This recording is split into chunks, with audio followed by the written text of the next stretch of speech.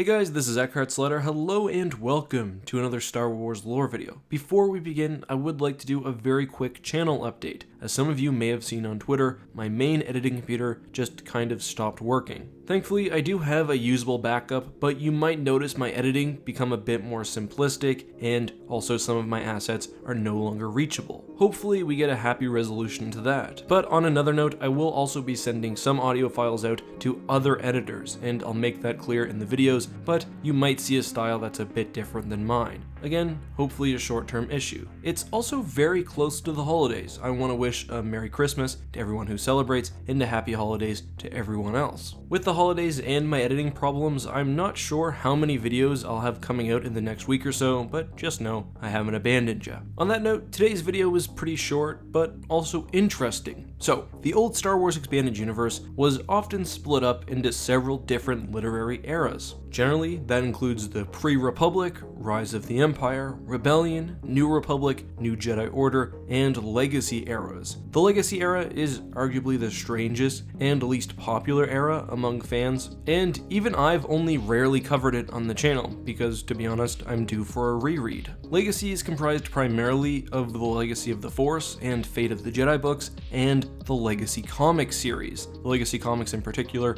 dealt with the rise of the One Sith, a new Sith order led by Darth Krayt, which I've covered before in a video I'll link above. A major character in the Legacy comics was Darth Talon. Talon is most often known for her somewhat striking appearance. She has red skin, which is quite rare for Twi'leks, and is covered with ritual Sith tattoos. Obviously she is more than that. She's an important character in the comics, a trusted ally of Darth Krayt, and a major antagonist, but honestly, her actual story isn't important for today's video, which is about how Talon could have made her way into The Force Awakens. So the phenomenal art of the Force Awakens books covers not only concept art for what made it into the movie, but also the genesis of ideas. The movie was always to feature a big baddie, a shadowy dark-side Snoke-like figure, who at one point was known as Uber. There was also to be a more physical, or real antagonist. This character manifested as Kylo Ren in The Force Awakens, but was also known at one point as the Jedi Killer, and yes, even as Darth Talon.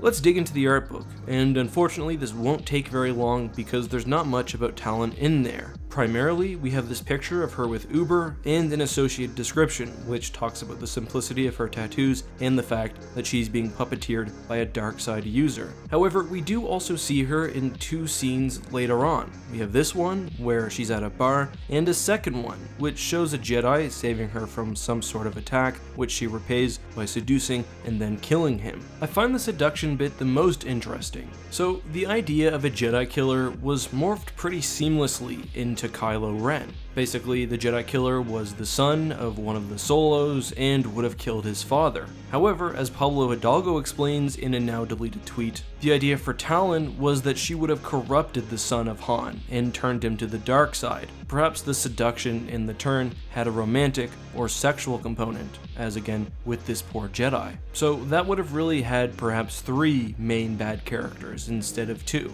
However, this was all fairly early on, and of course the bad guy was streamlined into one character. And I know what some of you are wondering. Talon in the comics existed over 100 years after A New Hope. How could she be around the same time as original trilogy characters? Well, surprise surprise, George Lucas also intended to wipe large portions of the expanded universe away, and would have told a very different post-Endor story than that of Legends. Author of The Art of the Force Awakens and Lucasfilm creative art manager Phil Shostak stated pretty clearly that it was the design and the look of Talon, rather than the lore of the character, that was admired, and which would have been used for the movie. Of course, as I've been mentioning throughout this video, the idea for her inclusion was early on, and really just a step to reaching the Kylo Ren character. Still, I think it's a neat connection. Anyway guys, that is all for today. I hope you enjoyed this video. I hope you guys are having a wonderful holiday season, and I hope I'll see you very soon. Until then, this has been Eckhart's Ladder. May the Force be with you.